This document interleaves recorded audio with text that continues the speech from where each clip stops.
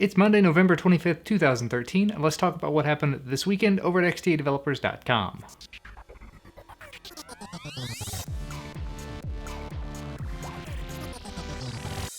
The first few stories are going to be updates to previous stories. In the very first one, we talked before about how Sony mentioned they were going to be updating some of their devices to Android 4.4 in the upcoming weeks or months. Well, apparently the devices they listed were just the first raft, as they're calling it, the first group that's going to get the update.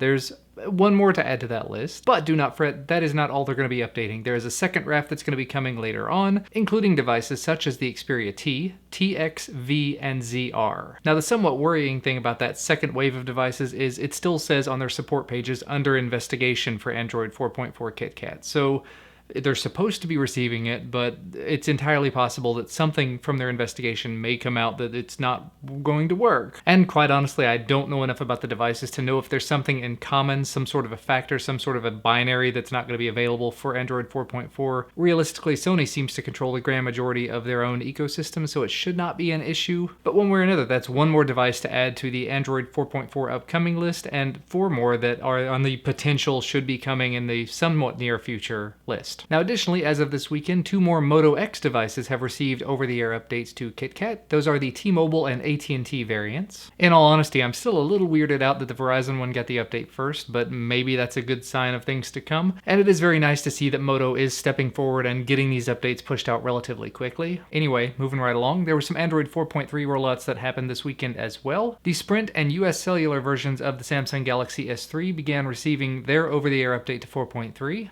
And the Sprint Galaxy Note 2 has also received its Android 4.3 update. And just in case you haven't received that update for the Galaxy Note 2 on Sprint, XDA senior member npesa92 has gone ahead and found it on his device and uploaded it graciously to the forum to share with everybody else. Now, moving away from updates just a minute, it looks like Jcase has been busy this week. Probably longer than just this week, but he was thoroughly busy over this last week or weekend. First up, as we mentioned earlier, Motorola has started rolling out the 4.4 update to a lot of their Moto X devices. But not to be outdone, Jcase has come forward with another root method and exploit to root this Android KitKat version on the Moto X. He's calling it SlapMyMoto, and so if you've received this over-the-air update and noticed that you're no longer rooted, you can go ahead and run this on your device. You should get root back. And if you weren't rooted in the first place, or if you've picked up a Moto X and it immediately got the update or something, this is a good way to be able to get your root back on that device. And additionally, he figured out a relatively simple exploit for the Oppo N1 that can be executed by just installing a simple APK to the device. He figured this out thanks to some research done by Sorek and Giant Pune, so building on top of their research, he figured out a way to make this happen.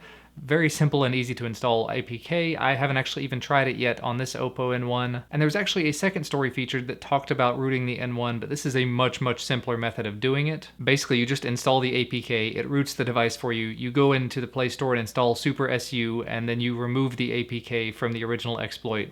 You're done. You're rooted. I would ask if you guys would like me to make a video about that for Wednesday, but it would be relatively simple. I mean, I do have the N1 on hand, so I could make the video if you want to see it in action. And it's something I'm going to be doing anyway, so I could just catch it on video if you want. But yeah, if you do have your hands on the N1, this is definitely a quick and easy way to get it rooted and get on with your day. And speaking of Android 4.4, going back just a little bit, one of the things that I've heard several people mention that they've been kind of holding off on going to 4.4 based ROMs yet is that Xposed modules, Xposed Framework, did not work. Well, as of this weekend, XDA recognized developer Rovo89 has officially updated the Xposed Framework to work with Android 4.4. It's still to be considered kind of early. They call it a beta stage, so it's not 100%. There could be some problems with it, and it is not compatible with ART. So if you're running a device that is ART compatible, that is running ART for the Nexus 5, for example, you definitely don't want to run ART and try to run Xposed. It just ain't gonna work right. But I am very happy to see that TK will be able to continue his Xposed Framework stuff, talking about it on top of Android KitKat. And additionally, just a little more update about the Oppo N1. Twerp has officially been ported to the N1 as of this weekend. This was done by XDA Senior Recognized Developer Dees Troy and XDA Recognized Developer Big Biff. And if your device is already rooted, this is extremely simple to get installed on the device. You just pull down Goo Manager from the Play Store or install the APK from the forum, and it'll take care of the rest for you. Like I said, as long as you're rooted. So maybe a quick video showing off rooting the device and putting Twerp on top of it, or maybe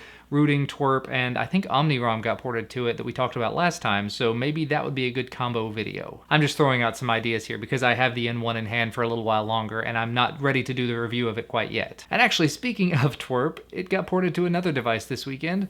it got ported to the Galaxy Gear smartwatch. This was again done by XDA senior member Foamy, who's done the previous work, the custom ROM for the Galaxy Gear smartwatch. So again, it is very cool to see some more work being done for the Galaxy Gear. If this is a device that you're interested in, definitely make sure to go check out the forum thread. Head on over to that forum and just show them some support. And finally, the last thing that I wanted to make sure to mention, it came out this week or weekend that Motorola has officially announced that they're going to be partnering up with 3D printing manufacturer 3D Systems to get to work on Project Ara. Now this is going light years ahead of where the entire phone blocks concept even started, where they were just talking about a whole concept. Motorola is already in plans to make this thing really happen. And one of the biggest drawbacks to this whole process is going to be inexpensively being able to print components and put the electrical everything blah blah blah into them, and keep the prices low enough that people will actually want to pay for them. So partnering up with a company that does 3D printing already means that the casing and all of the stuff to make things fit together should be a little bit less expensive in the long run.